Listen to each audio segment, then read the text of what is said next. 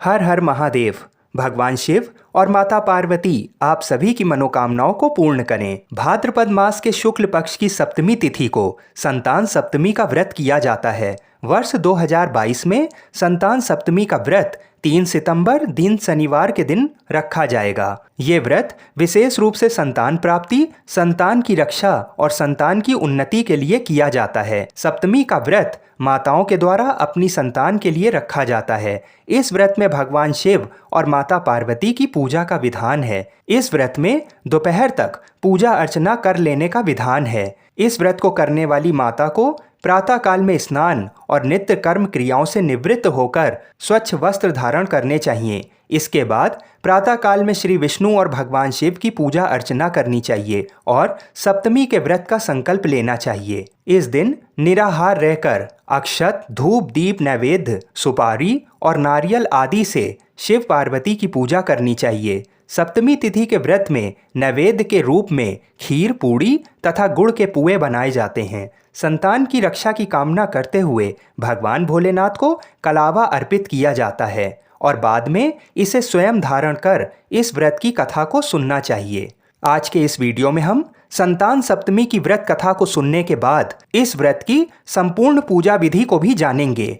तो आइए व्रत कथा को सुनने के पहले काशी के पंचांग पर एक दृष्टि डाल लेते हैं। सप्तमी तिथि 2 सितंबर को दोपहर में 1:52 से शुरू होकर अगले दिन 3 सितंबर को 12:30 तक रहेगी। सूर्योदय के समय सप्तमी तिथि 3 सितंबर को होने के कारण संतान सप्तमी का व्रत 3 तारीख को रखना ही शास्त्र अनुसार सर्वोत्तम रहेगा। तो आइए भगवान शिव और माता पार्वती के चरणों का ध्यान करते हुए संतान सप्तमी की व्रत कथा को सुनते हैं। इस कथा के अनुसार एक बार श्री कृष्ण जी ने युधिष्ठिर को बताया कि किसी समय मथुरा में लोमश ऋषि आए थे। मेरे माता पिता देवकी तथा वासुदेव ने भक्ति पूर्वक उनकी सेवा की तो ऋषि ने उन्हें कंस द्वारा मारे गए पुत्रों के शोक से उबरने के लिए उन्हें संतान सप्तमी का व्रत करने को कहा। लोमश ऋषि ने उन्हें व्रत का पूजन विधान बताकर व्रत कथा भी बताते हैं। नहुष अयोध्यापुरी का प्रतापी राजा था। उसकी पत्नी का नाम चंद्रमुखी था। उसके राज्य में ही विष्णुदत्त नामक एक ब्राह्मण रहता था। उसकी पत्नी का नाम रूपवती था। रानी चंद्रमुखी तथा रूपवती में परस्पर घनिष्ठ प्रेम था।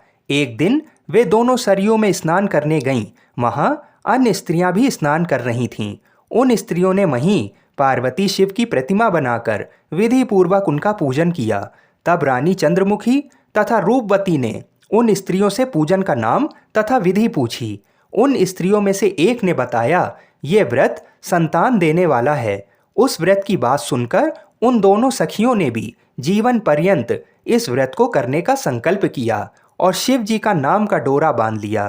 किंतु घर पहुंचने पर वे संकल्प को भूल गईं। फलतः मृत्यु के पश्चात रानी वानरी तथा ब्राह्मणी मुर्गी की योनि में पैदा हुई। कालांतर में दोनों पशु योनि छोड़कर पुनः मनुष्य योनि में आईं।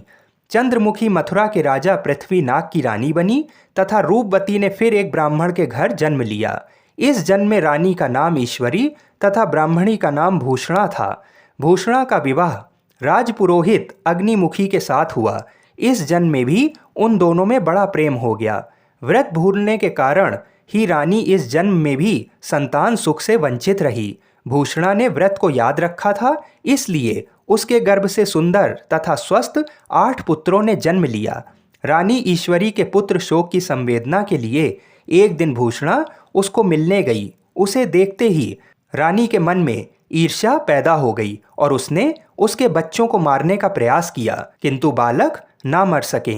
उसने भूषणा को बुलाकर सारी बात बताई और फिर क्षमा याचना करके उससे पूछा, किस कारण तुम्हारे बच्चे नहीं मरे। भूषणा ने उसे पूर्व जन्म की बात स्मरण कराई और उसी के प्रभाव से आप मेरे पुत्रों को चाह कर भी ना मरवा सकी। यह सब सुनकर रानी ईश्वरी ने भी विधि पूर्वक संतान सुख देने वाला ये व्रत रखा। तब व्रत के प्रभाव से रानी पुनः गर्भवती हुई और एक सुंदर बालक को जन्म दिया।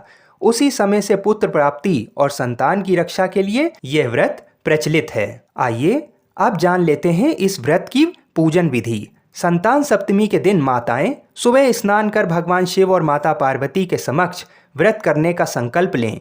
इस दिन निराहार रहते हुए शुद्धता के साथ पूजन का प्रसाद तैयार करें। इसके लिए खीर पूड़ी व गुड़ के 7 पुए या फिर 7 मीठी पूड़ी भोग के लिए बनाना उत्तम माना गया है।